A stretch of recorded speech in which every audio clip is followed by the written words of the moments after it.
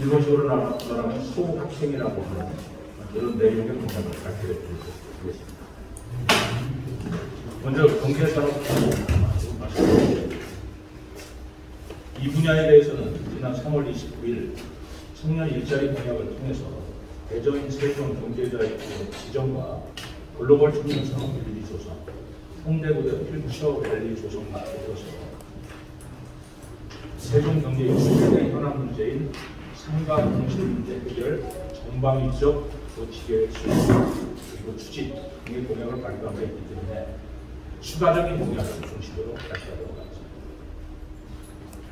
첫 번째로 지역 화형 농촌 융봉합 6차 산업이라고 합니다만 20대 사업을 지원하겠습니다.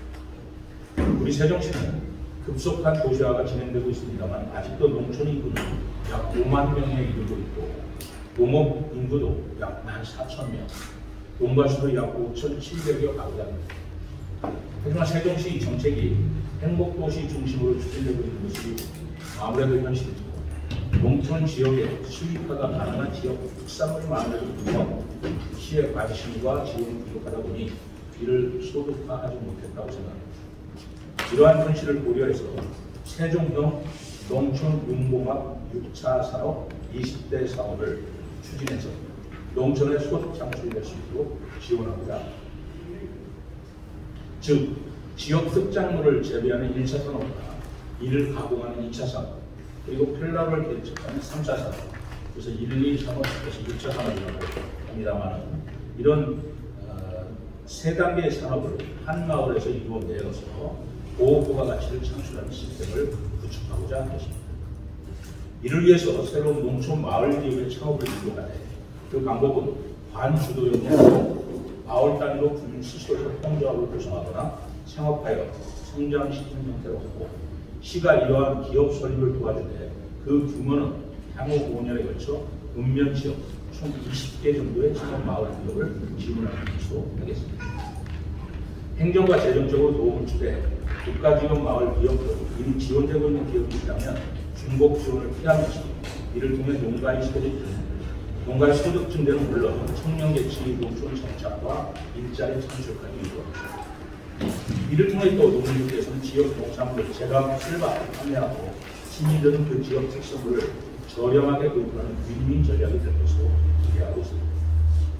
다음은 두 번째로 농민수당을 신설하고 지급합니다. 세종시가 행복도시 중심 도시이긴 합니다만 앞서 말씀드린 것처럼 우리 세종시에는 농업으로 생을 영위하는 약 5,700여 가구의 농가가 있습니다. 그리고 최근 우크라이나와 러시아 전쟁을 기점으로 전 세계 식량난이 가중되고 있고 일일 가격이 폭등하는 등 식량 안보의 중요성도 커지고 있습니다. 농민수당은 농민의 안정적인 영양을 지원하고 생활 안전을 위해 지급한 보조금으로서 공익 10%과는 달리 지자체별로 조례로 지급하고 있는 실정이며 최근 이를 지급하는 지자체가 크게 늘고 있는 추세입니다. 그러나 우리 세종시는 재정의 어려움 등을 이유로 이 제도를 시행하지도 지급하지도 않고 있는 실정입니다. 물론 현 시장의 실정으로 수천억 원의 빚을 지고 있는 상황에서 나타난 재정의 어려움을 모르는 바는 아니지만 지급 금액의 과다를 떠나 지급 자체를 하지 않고 있다는 것은 문제라고 생각합니다. 이 점을 감안해서 저는 일단 조례 제정을 통해 지급할 수 있는 근거를 마련하고 그 범위와 지원 규모는 재정을 고려하여 결정하되 지역 화폐로 지급하는 방식을 택해서 농민의 안정적인 영농과 생활 안정을 도모하고 지역 경제를 살리는 두 마리 토끼를 잡도록 하겠습니다. 다음은 세 번째로 지역 화폐인 여민전의 발행을 대폭 늘리겠습니다. 세종시의 미락 휴식 공간이 부족하여 노잼도시라는 별칭을 듣고 숙박시설과 일자리가 부족하다 보니 나타난 현상이 엄청나게 높은 역외 소비율입니다. 한때 약 70%를 넘어섰었고 지금은 다소 낮아졌다고 하지만 그래도 60%에 육박하고 있을 정도로 역외 소비율이 높습니다. 지역화폐 발행 제도에 대해 국가 정책으로 보면 제로섬 게임이 아니냐 하는 논란이 있는 것은 아니지만 우리 세종시처럼 역외 소비율이 높은 지자체의 경우에는 그 효과성을 부인할 수가 없을 것입니다. 최근 대전세종연구원의 조사 결과를 보면 여민전 사용으로 대형 마트나 온라인 구매에서 소상공인으로 진행된 소비물가가 결제액의 28.7%인 485억 원에 달하는 것으로 나타나는데 이는 그 효과를 입증하고 있는 것이라고 합니다.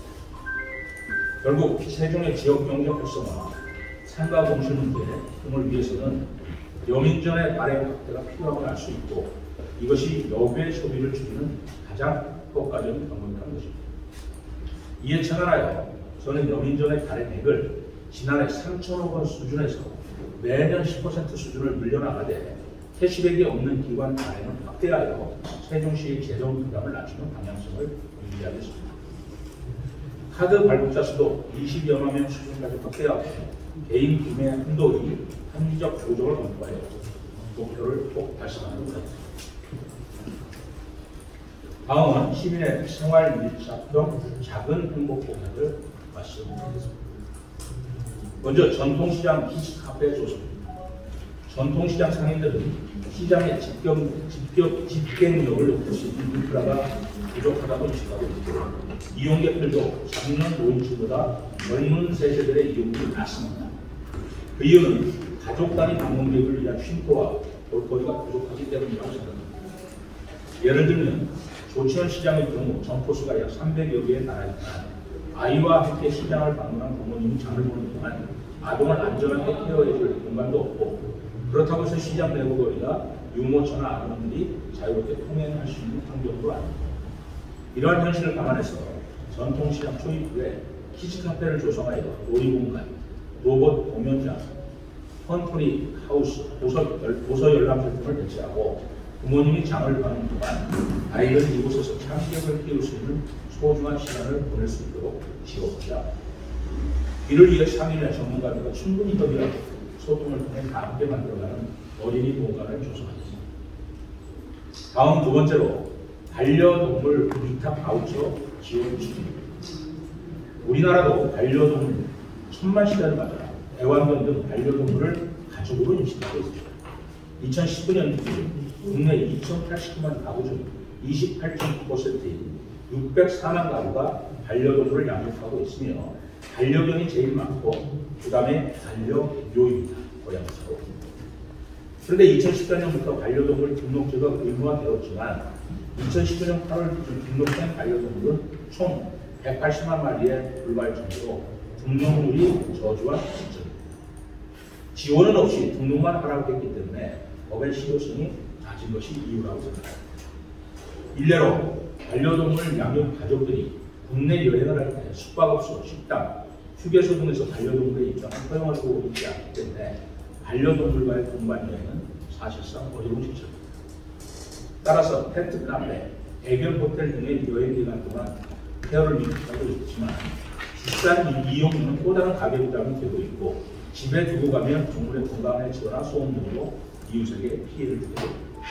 저는 이전에 착안하여 반려동물 위탁 바우처 제도를 시행하고자 반려동물을 양육 시민들께서는 연간 소정의 바우처를 지급해드리고 여행 시 그 바우처를 활용해서 반려동물을 위탁할 수 있도록 지원하는 것입니다. 이는 단순히 반려동물에 대한 양육 비용을 지원하는 것만이 아니라 자연스럽게 반려동물의 등록을 유도하게 하는 부수적인 효과도 나타나는 것이라고 봅니다. 다만 그 지원 범위와 규모는 재정 현실을 고려해서 우선 반려견과 반려묘로만 한정하여 시행을 개시해보도록 하겠습니다. 다음 세 번째로 요식업소에 대한 서빙 로봇 구입비 지원을 추진합니다. 코로나19의 장기화로 음식점 등 소상공인들의 대부분이 경영난을 겪고 있고 매출이 줄고 있음에도 최저임금의 급격한 인상으로 인건비 부담이 더욱 가중되고 있는 실정입니다. 세종시 관내에는 약 4천여 개의 요식업소 대부분도 이 같은 어려움이 있고 이에 따라서 파트타임 형식의 서빙 인력을 채용하고는 있지만 운영 효율이 떨어지고 인건비 절감 효과도 적습니다. 이 점을 감안해서 요식업소의 인건비 절감을 유도하기 위해서 음식 배달 전용 서빙 또 로봇 구입비의 일부를 지원하지 않습니다. 요식업소의 규모에 따라서 적정 대수의 서빙 로봇 구입비 중 일부를 지원하되 그 지원 범위와 취지는 시 재정 상황을 고려하여 결정하고 우선 시범 사업으로 소규모로 시작하여 성과 모니터링을 보아 확대하는 방향성을 정하고 다음은 네 번째로 어린이집 난-GMO 신환경 급식 체계를 구축하겠습니다. 현재 우리 사회는 유전자 변형 식품에 대한 안정성 문제에 대한 논란이 지속되고 있습니다. 이와 관련해서 각 지자체별로 초등학교와 유치원 아동에 대한 난-GMO 신환경 급식을 위한 지원 계획이 마련되어 있지만 정규 교육기관이 아닌 어린이의 경우에는 지원이 없는 사각지대로 남아있습니다. 따라서 어린이집 오너의 부모님들은 유아기 적합한 영양 공급과 균형 잡힌 친환경 급식의 중요성을 강조해서 지자체의 관심과 지원을 갈망하고 있는 시기입니다. 이 점을 고려하여 시에서 어린이집 난-GMO 식품 급식을 지원하여 부모님들의 걱정을 덜어드리고 성장기 유아의 건강한 실체 가족을 도모하고자 합니다. 다음은 다섯 번째로 아파트 단지 어린이 실내 놀이터 설치입니다. 잘 아신 바와 같이도 우리나라는 미세먼지 유입의 유입과 영내 배출이 복합적으로 작용하여 대기 오염이 심합니다. 급기야 2018년에는 세계에서 가장 먼저 미세먼지를 사회 재난으로 지정하는 미세먼지 특별법이 제정된 바 있습니다. 세종의 초미세먼지 발생수를 보면 나쁨이 49일이라는 즉 일주일 중 하루는 나쁨이라는 뜻입니다. 이처럼 좋지 않은 대기질 속에서는 어린이들이 실외 놀이 활동이 불가하여 이른바 놀 권리를 제한받게 되니까 무리한 야외 놀이를 방치시할 때 어린이 건강에 해를 미칠 수밖에 없습니다. 이 점을 감안하여 아파트 단지 내에 실내 놀이터를 설치하여 어린이 건강한 성장을 돕고자 합니다. 신축 단지는 행복청 및 LH 등 유관기관과의 공조를 통해서 제도를 개선하고 기존 단지는 현황 조사를 통해 공모주형 방식으로 점진적으로 추진해 나갈 수 있습니다. 다음은 여섯 번째로 층간소음 측정 서비스 운영. 공동주택의 층간소음 문제는 사회 문제로 대두되고 있습니다. 서로 정을 나누며 살아야 할 이웃이 소음 문제로 있기 때문에 서로의 적이 되고 사회 안정을 해치고 있는 것입니다. 세종시에서도 최근 아파트 층간소음에 따른 이웃 간 상해 사건이 있었고 21년 8월 기준으로 해서 층간소음 신고 중과율이 전국 최고를 기록하는 등 유자율도 문제는 층간소음 분쟁을 해결하기 위해 정부기관의 서비스를 이용하려 해도 분쟁 해결이 가장 중요한 데이터인 소음 측정을 하기 위해서는 최소 3개월 이상의 대기가 필요한 측정이어서 측정도 되기 전에 분쟁이 심화된다는 것입니다. 이 점을 고려하여 시가 운영하는 층간소음 측정 센터를 설립 운영함으로써 시민들의 편익을 도모하고자 합니다. 이와 함께 실무 인력을 증원하여 층간소음 분쟁에 대한 법률 지원 서비스도 강화하겠습니다. 이상 지금까지 경제 분야와 시민들을 위한 작은 행복 실천 분야를 말씀드렸습니다만 혹시 궁금하신 사항이나 설명이 부족한 부분이 있다면 질문에 따른 즉시 성실하게 답변드립니다. 감시해 주셔서 감사합니다.